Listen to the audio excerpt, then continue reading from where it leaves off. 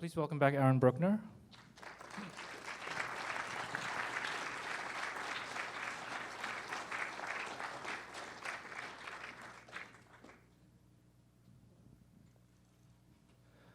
Also, Tom DiCillo and Jim Jarmusch.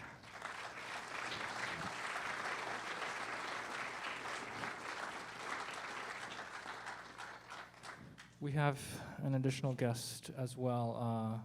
James Grauerholz is in the audience, I believe.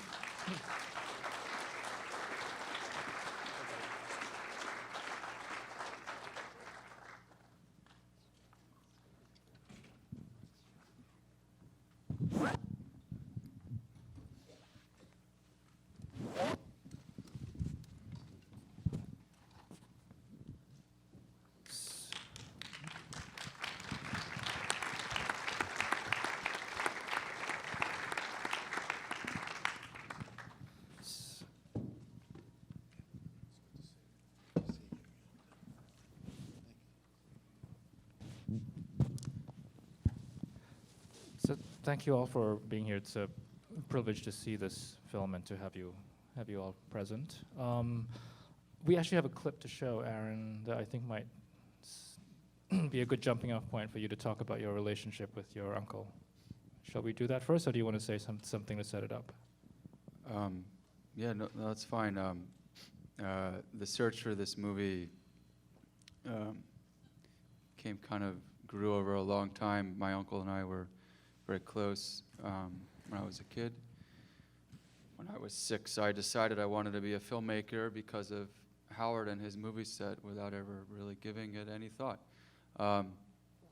So it was a real dream to try to find his first film. And then once I started looking for this movie, which had disappeared since his death, and getting in touch with all of his close friends and family, and the act of looking for his work became a really interesting story and one I really wanted to tell.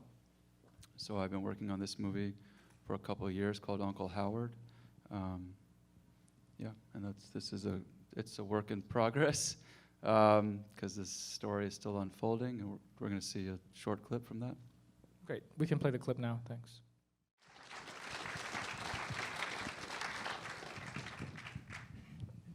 Aaron, do you want to tell us a bit about where you are with this project? And editing. One of the beautiful curses of this movie is that when I was looking for the print, I found out in the bunker, Howard had stored 4 years of all of his footage, everything from like 1978 to 1982.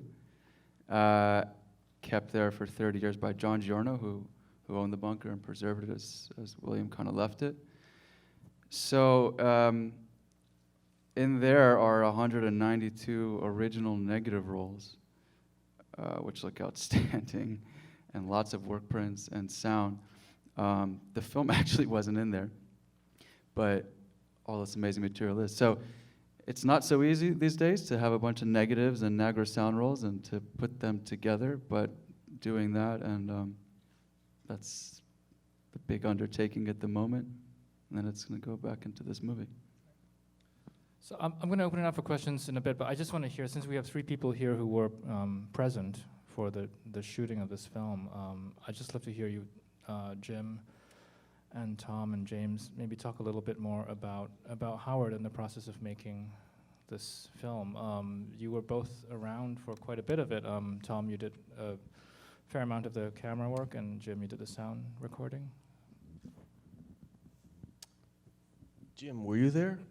Because I was kind of there, yeah. you know, Part of me was there. It's a long time ago. And it was a lot of crazy shit, too, that we were observing. But it was quite amazing, and Howard had a real knack for William trusted him. I think that's why the film is very strong. He was open and talked about a lot of things he never talked about really with other people. And I don't know. I have a lot of strange memories of things that happened that aren't in the film as well, that some of which I related to for Aaron's film about, you know, the Uncle Howard film. But yeah, I don't know. I just really loved Howard's ability to kind of mobilize these things. Like he called me and said, "Look, we're going to go to Colorado with William and film. When are we going, Howard? The day after tomorrow."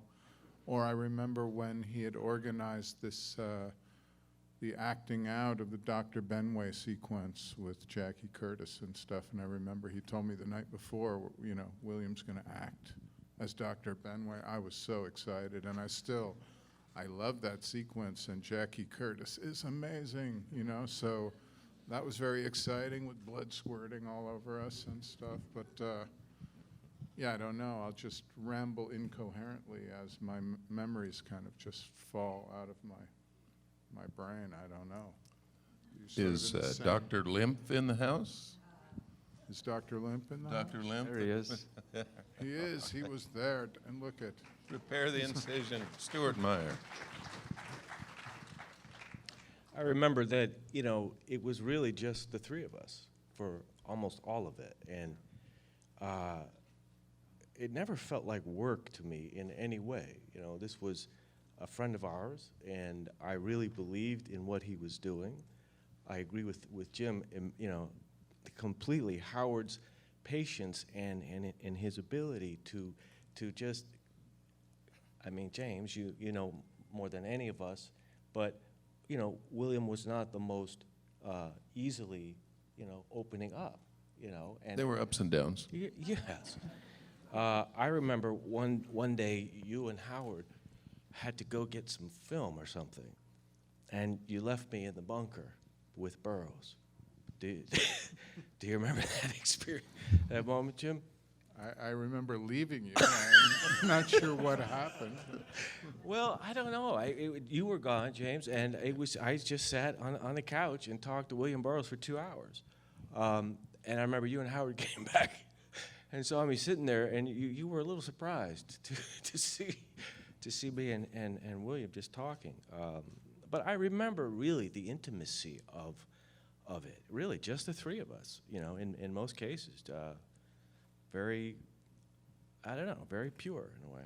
And I must say I'm a little shocked that the sound is even audible in a lot of these scenes, because I didn't know really what I was doing. I had not the appropriate equipment. I had basically one shotgun microphone for most of it, and half the time we were stoned. True. So But you did have the headphones on top of your head. So headphones that and, part was you right. know, I was half conscious of what was going on to the tape, but you know, I'm very proud that a lot of it is actually audible. So it's not so bad as I thought. I have a little tech note about the sound.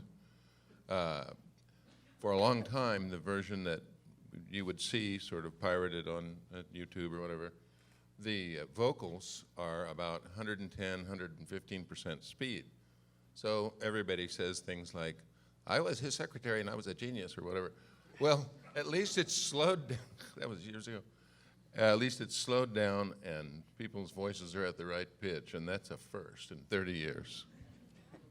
Well, that was another technical problem that wasn't my fault, but that was in post-production. But I was wondering if any of you had any particular insight into Howard's relationship with Burroughs. This, you know, this trust that you talked about, Jim, like how that was cultivated and how this relationship was formed. well, Howard was incredibly intelligent. He was very kind of soft-spoken in a way. He was very observant and very, what's the word? He was very considerate of other people, and also somewhat weaselly, in that he could seem to get people to do things somehow in a weasel-like manner. I used to tell him, that was pretty weaselly, Howard. How did you hook that up, you know? But yeah, he was a very remarkable person, and I think his sincere interest in William and what he meant and what he did, which was very sincere, and his sincere intention to in some way document document it, was very favorably received by Burroughs because he rightfully trusted Howard, you know. So he wasn't trying to exploit him. He wasn't trying to make big bucks out of the movie, you know. He wanted to make a portrait of William Burroughs at this time. So I don't know what else I can say. Sense of humor. Think of the black and white footage in the film with shot by Anthony Balch in London, in New York, Chicago. I mean, what you don't see very much of there is humor. William is very, and all the sets are very sort of artistically set up and hermetic. But at the time when Howard knew William, he was very funny. And Howard just off camera was going, you know, just laughing his tits off. So it was, and he puts that on screen for you today. That's my point. But William's humor, from what I witnessed, was extremely dark, and I'll give you one example, personal one, that I think I told Aaron. We were shooting guns at the break of dawn somewhere in a ghost town in Colorado, firing off, shooting at bottles and cans, and William had a whole bag full of guns. And at one point he handed me a very small revolver, which he described briefly to me, something like 22 caliber, 5-shot revolving Derringer card player's gun, strictly under the table, couldn't hit the broadside of a barn at 10 feet away. Here, Jim, fire off a few rounds. So he hands me the gun. I fire one round, and the whole side of my hand is burned because the barrel is an inch long, right? And I turn to William. I say, William, fuck, it burned my hand. And he starts twitching the side of his mouth and says, that's why I always wear these gloves. So it's a good example of his sense of humor. It's a holdout gun. He said that the little Derringer. He said, "This is your holdout." You know, when they took away all the others coming into the club, you Holdout gun. have it in your boot. I like too that seeing William this isn't in the film. Well, you get the idea, but I live in this neighborhood near the bunker and did back then, and I used to see him on the street, 3-piece suit, the hat, you know, and he looks like an old gentleman. But I knew that he's got a Derringer sewed into the pocket of his vest. He had his vest specially made to accommodate this firearm. He's carrying a cane or umbrella, which extracted is a blade about that long, and God knows what else he's got on him, you know? So it's like this friendly old man, but wow, just be careful. That's Burroughs. Nunchucks. But before we did the scene with the blowgun, I remember distinctly that he had an idea, and then he was rummaging around in his room, and Howard said, what are you looking for? And he's like, where's my blowgun? It's just in a drawer he pulls out. Poison tip, Carrari soaked, you know. Do you remember that he would give the speech before showing the blowgun or having someone else try to use it? He'd say, "Now, once you get it in there, don't take a breath with the dart in it. Don't inhale." Well, we were there once, Tom, when you weren't there, when I think you left, and Howard and I were there with William, and he started giving us these pills, which he called pinkies, which turned out to be some kind of codeine pills, which he was giving us handfuls of them, and then we were drinking this Great Wall of China brand vodka that he had because he liked the picture on the bottle with the Great Wall. It was probably brewed in a bathtub in Beijing. And he was giving us these things, and then he pulled out some firearms and he was shooting live rounds into the orgone box, at which point I fled. I mean, this was after hours of pinkies and Great Wall of China vodka. And I fled having no idea what time of day it was. I had gone in there the previous early afternoon. I went outside, and the Bowery was full of life, of people working at like 8:30 a.m.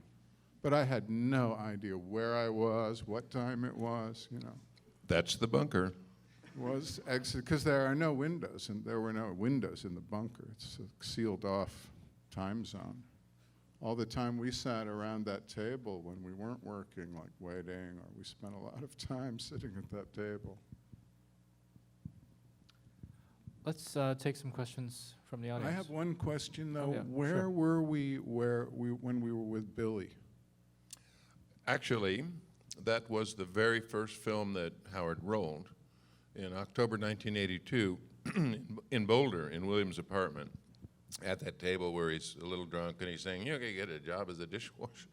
Yeah, but And, we went there in '79, no? So This was 78. 78, just a few weeks before the Nova Convention, for which he, came back. And yeah, that was his Boulder apartment, and that was actually the visit by Billy and the goodbyes to Billy were the very first frames that Howard rolled in the film. And are Billy's books Speed and Speed, Kentucky Ham still Kentucky Ham, available? and then there's a third book finished by David Oley called Prelude Junction, which was Billy's title for the third book that he died before he could finish. Allen refers to the typing up of the Right. papers. I really like his book Speed a lot. That's a movie, don't you think? Could be a great Runaway to movie, New York yeah. in 1966. With a bus. Yeah, it's a wild book. Yes, Jim. Yeah, it was. I have to correct you. It was Nick Ray, and I didn't do sound. I was really just a kind of gopher for Nick Ray, actually, during the shooting. But it was an incredible experience to watch them work, to get to, it was amazing to get to be around Burroughs and people like Brion Gysin, who for me, I remembered him being more in the film somehow, my memory, but maybe it's because I talked with him a lot and he was very large for me in the experience of the Burroughs film. Gysin's just his amazing, I don't know, but so many amazing people. Yeah, it was really incredible, but it was a different time too, because there were half as many people in New York, and when you went out to a club, it was very likely like Andy would be there, and people, I remember seeing Patti Smith dancing on a tabletop at Max's Kansas City when there were 12 people there watching television perform, and it was a kind of a different place for sure. So, but I feel incredibly lucky and blessed, and not only for those kind of amazing people, but people of my age that I got to meet and work with, meaning Howard and Tom and some incredible people. So I just feel incredibly blessed. I mean, I've said it before, if I walk outside and I'm run over by a bus, I will have lived an incredible, lucky life, being here with this guy and the film he's making, and what he writes, and James Grauerholz, what the hell? There's Jim Farad, what are we doing? This is amazing. I feel very, very blessed. So. Do people hear that? The question is about how Howard first approached William. That one has to be for me. I was at Phoebe's one night in the middle of a tremendous blizzard, '77, and I think I was with Brad Ellis, and his upstairs neighbor was outside the window of Phoebe's, which it's a glass parkour, and knocked on the window, and that was my first sight of him. He had lost his keys in the blizzard. So Brad, we all went back to number 5 Prince Street, and Brad led us into the building where he was on the 2nd floor. And I went up and talked with Howard, and then we became friends, and we had the same sense of humor, and he said, I think I'll do my senior project on William. And in those days, the Nova Convention, produced by John Giorno and Sylvain L'Autringer and myself, was coming together, and like a downhill, like a runaway wheelchair, And I said, you should just document this whole Nova convention. And I think, as I recall, he came up with rooms full of expired negative film, you know, like a year out of date, and got all these NYU film students, like Jim, to, and were you also? Exactly. And he really rallied And people. Paula Cord, too, who's here. Yes, so many I'm leaving out. Yeah. You'll excuse me. But there I left many out are so here many for in this- my thing, you know, and then I see there's David Godless, you know, there's all these people here. It's a great reunion. I'm glad that everyone is here. It's a really full room. I observed, that's a good question, and if I sigh, it's just because I observed William in these, let's say, unique settings, and as time went by and the admiration for him, you know, spread, they became more, you know, unbelievable for someone whose first book had been banned and smuggled in and who was raked over the coals in the press, and, you know, they're at the American Academy and Institute of Arts and Letters being accepted to the literature department. And so how was it to sit in one of the boxes at Alice Tully Hall, I think that was? Was it the big room? And you were there. Well, frankly, we had seen it at a screening. It wasn't like his first sight of it. He took it all with a mysterious acceptance of it. It must have, you know, that he thought it was his due. I really can't think of any other way to put it. He wasn't surprised. So I was surprised over and over.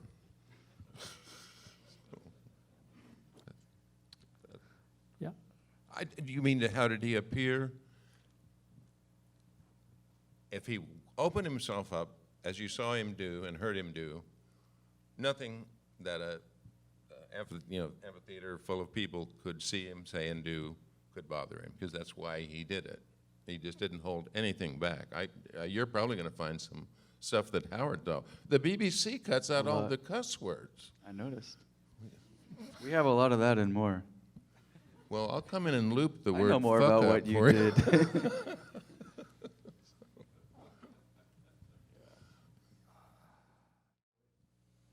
Well, that's all. I mean, well, it wasn't my bedroom, it was my grandmother's. So she had it in the living room for a while and then in the guest room, signed to her by Howard and William.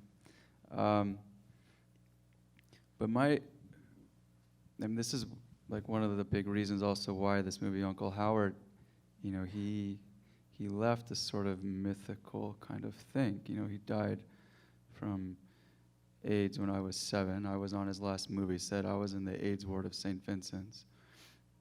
And as a kid, I can observe this now because I have a 4-year-old. I mean, you do know what's going on. You know emotionally you're in tune with what's happening, even if the facts aren't there. So this was like a real, like, larger-than-life persona to me that gradually over time would kind of keep coming back in kind of interesting art ways. The way I found out about homosexuality and AIDS was when my dad took me to see Philadelphia in 1992 or 3, whenever it came out. And, you know, the last scene when everyone's crying is how I realized that. I remember in high school getting into Lou Reed and then going to see this play at BAM called Time Rocker, where Lou Reed was playing live, which happened to be directed by Robert Wilson, who Howard also made a movie on, which happened to be written by Darryl Pinckney, who is one of Howard's closest friends.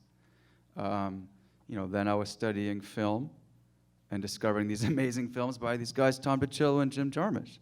And then I found out, oh, wait, Howard, you know, I told my dad or my grandmother, Howard was really good friends with them. You know, and then I got to meet Jim first, actually. It was my first job in film, was helping out on coffee and cigarettes in whatever way I could. And so, I don't know, somewhere in there was Burroughs. I remember I didn't read him till really late, actually. I mean, I knew his photo, then I knew the movie. I had a VHS copy for a while, that was Howard's. And then I remember pulling Junkie off of my grandmother's shelf I got a cool grandma. It's You Howard's still copy. do.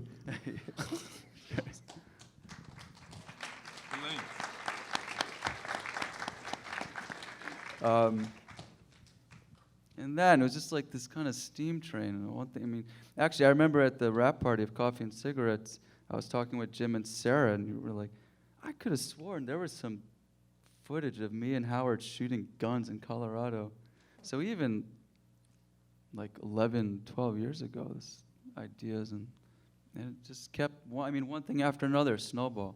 And Aaron was only 12 then. Yeah. We have time for one final question. What happened to? I'll tell you, William's cats lived out their lives, and the loss of two of his very favorites in his last year. It's in the final journals, the Last Words book. That was on the down course. When he passed, there were 3 cats living, and a very close friend of his and mine, who saw him all the time, Tom Pescio, moved into the house and lived there with the cats for the rest of their lives, which, in fact, was maybe a couple of years. And the cats lived out their lives right where they had always been, with a new loving keeper. They were not uprooted, passed along, or anything else. And they're all buried in the little cat cemetery on the south side of William's bedroom window. Thank you, Lauren. Yes. Follow up. Did he ever tell you he was a pro? He came home one time a little bit shaken, and he had been sort of attempted to be mugged. I don't know if this story, but anyway, he came back and he said, "Well, I was mugged on the way home from." I said, "Well, you looked at it. I don't see a scratch." He said, "No, it was I think he might have been a fan, but he stopped me and he went like this and said, 'Give me your money,' and he said." So I looked right in his eyes, and he had his hand, and I reached out very slowly and touched the pocket, and there wasn't a gun in there. And then, the guy lowered his eyes and turned his back and ran. So he wasn't without courage. I mean, but it was rough.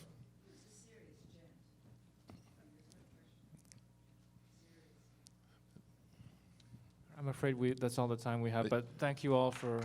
Sorry, James, did you... I would like to add, thank you. No, sorry. One word. No, one more thing from Or James, please. two words. Please. To Howard and to others. Thank you, Howard. Thank you, Howard, because our lives are visitable now. And thank you, Aaron, and Tom and Jim and the others who helped to create it, who are still with us. I'm very grateful for it, and on my behalf, and if I may say, on William's, he appreciated it. And Howard is back. Thank you, Aaron Brookner. Thank you all. Thank you, guys.